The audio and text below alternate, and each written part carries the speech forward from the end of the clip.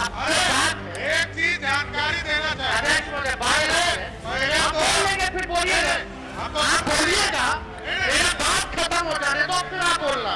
गठबंधन की सरकार जैसे आप है ना, जैसे आप है, अभी किसकी सरकार है? भाजपा की सरकार नहीं है क्या? बोलिए, भाजपा की सरकार नहीं है क्या?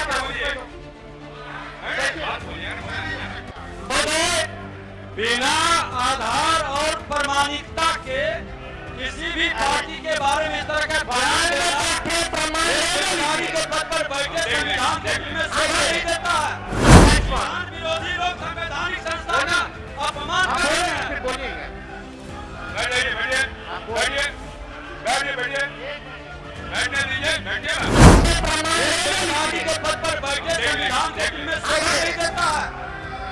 एक गैर संवैधानिक काम करते हैं, बिना प्रमाण के बात रखना, ये संविधान विरोधी लोग हैं कि संविधान विरोधी है।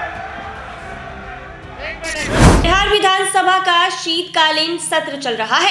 सत्र में सदन में काफी हंगामे हो रहे हैं। जी हां, विपक्ष लगातार सरकार को घेर रहा है। आरक्षण, महंगाई, शिक्षा, रोजगार, नौकरी, बिजली या मुद्दों पर लगातार विपक्ष सरकार को घेरने की पूरी तैयारी है। लेकिन आज दूसरे दिन सदन में तो हद हो गई। जी हां, आपको बता दें कि सदन में दोनों उप मुख्यमंत्री सम्राट चौधरी और विजय कुमार सिन्हा से तेजस्वी यादव साफ तौर पर भिड़ गए हैं। आरक्षण के मुद्दों पर इन तीनों में आपस में लड़ाई हो गई है। जी हाँ, एक तरफ विपक्ष में नेता प्रतिपक्ष तेजस्वी यादव खड़े हैं तो दूसरी तरफ सत्ता पक्ष में विजय कुमार सिन्हा और सम्राट चौधरी है। जी हाँ, सदन में इन दोनों में काफी ज्यादा हंगामा हुआ है। क्या कुछ हो रहा है सदन के अंदर, वो जरा देखें आप। आज संविधान दिवस है महोदय, और संविधान दिवस के दिन पर कम से कम ये चर्चा, कम से कम सरकार से अपेक्षा ये की जाएगी कि इसका कम से कम जवाब देने का काम करे, और इस दिशा में आरक्षण जो हमारी सरकार जो महागठबंधन की थी पूर्व में, जो 65% हम लोगों ने बढ़ाया था, इसके लिए क्या कदम उठा रही है फिर से लाने के लिए। अध्यक्ष महोदय, आप जान रहे हैं कि हाई कोर्ट 9/11/23 में यह पारित हुआ था मेरे जन्मदिन के अवसर पर, आपको बखूबी याद होगा, और ये 20/6/24 को जो है मना कर दिया गया हाईकोर्ट द्वारा, और ये दिया गया कि इसका जो है प्रॉपर स्टडी जो है नहीं हो पाया है, इसको देखते हुए इसको निरस्त कर दिया गया। हमारा ये सवाल है महोदय कि जो संदेह नीतीश जी को था, माननीय मुख्यमंत्री जी को था, आपको था, हमको था कि भाजपा के लोग जो है किसी ना किसी प्रकार से कोर्ट जाकर के इसको निरस्त कराएंगे। इसलिए माननीय मुख्यमंत्री जी ने एक मेरी बात तो सुनो।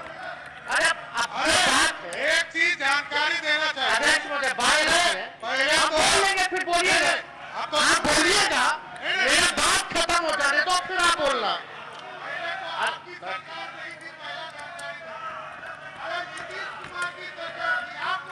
महागठबंधन की सरकार जैसे आप है ना, जैसे आप है, अभी किसकी सरकार है? भाजपा की सरकार नहीं है क्या? बोलिए, भाजपा की सरकार नहीं है क्या? बोलिए। बिना आधार और प्रमाणिकता के किसी भी पार्टी के बारे में इस तरह का बयान देना अधिकारी के पद पर बैठे संविधान देखने में शोभा नहीं देता है। एक गैर संवैधानिक काम करते हैं, बिना प्रमाण के बात रखना, ये संविधान विरोधी लोग हैं कि संविधान विरोधी है। एक मिनट, अध्यक्ष संविधान विरोधी लोग संवैधानिक संस्था का अपमान कर रहे हैं। बोलिएगा, बैठिए बैठिए बैठिए बैठिए बैठिए बैठने दीजिए, बैठिए ना, बैठिए बैठिए बोलिए, बैठ जाइए, आप ही बैठ जाइए, आप ही बैठ। देखिए, लेकिन माननीय मुख्यमंत्री जी के कहने आज ही मैंने आग्रह किया है, कल भी मैंने कहा था, इस बात संसदीय लोकतंत्र में हम अगर बेहतर ढंग से अपनी बात रखेंगे, मुझे भी उस जगह पर रहने का अवसर मिला है और मैं समझता हूँ कि बेहतर ढंग से बात रखेंगे तो बात पर वजन भी आता है। तो सभी से अपेक्षा करता हूँ, केवल इतनी बात नहीं कर रहा हूँ, सबसे अपेक्षा करता हूँ अपनी बात रखते समय ठीक ढंग से अगर बात रखेंगे, ढंग से बात रखेंगे आप, तो संविधान का सम्मान भी होगा और आपके विषय में दम भी आएगा। महोदय, समय देश के लिए हम आभारी हैं और हम लोग भी सहयोग कर रहे हैं, लेकिन माननीय मुख्यमंत्री जी जब हम लोगों ने पारित किया 9/11/2023 में, तो एक तय हुआ हमारे मंत्रिमंडल द्वारा कैबिनेट में माननीय मुख्यमंत्री जी के आदेश पे कि डर है कि कहीं ये कानून जो हम लोगों ने आरक्षण का लाया ये खत्म ना हो जाए, इसके लिए आप सब लोग मिलकर के प्रेस कॉन्फ्रेंस कर लीजिए। और सम्राट चौधरी जी आप बोले उस तरह प्रेस कॉन्फ्रेंस का वीडियो हम आपको भेज देंगे आप दोनों को। उसमें माननीय चौधरी जी ने क्या कहा था, अशोक चौधरी जी ने क्या कहा था, हमने क्या कहा था, आपको प्रमाण मिल जाएगा। चलिए, दूसरी बात मेरा ये है कि अब तो स्टडी अब तो सुप्रीम कोर्ट में चल रहा है, अब हम लोग भी सुप्रीम कोर्ट में आरजेडी भी पार्टी बनी हुई है उसको लेकर। अब मेरा सवाल ये है कि जो बहालियां हो रही है, जो आरक्षित वर्ग है, उसको नुकसान हो रहा है कि नहीं हो रहा? 16% हो रहा है ना। ये गंभीर मसला है महोदय। पिछड़ों का, दलितों का, आदिवासियों का, जो भी आरक्षित वर्ग है उनका भारी नुकसान हो रहा है। मेरा यही कहना है, अगर सरकार और देश में ये पहली ऐसी सरकार थी 17 महीनों की जहां जाति आधारित गणना भी हुई और प्रधानमंत्री के पद पर बैठे संविधान के दिल में शोभा नहीं देता है।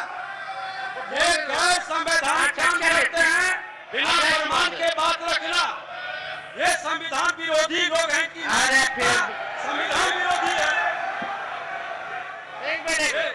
आपने देखा कि आरक्षण के मुद्दों पर आपस में इन दोनों में कैसी भिड़ंत हुई है। एक तरफ दोनों उप मुख्यमंत्री हैं तो दूसरी तरफ नेता प्रतिपक्ष तेजस्वी यादव है और दोनों में आपस में भिड़ंत देखी गई है। ऐसे ही तमाम अपडेट्स के लिए बने रहे NBC 24।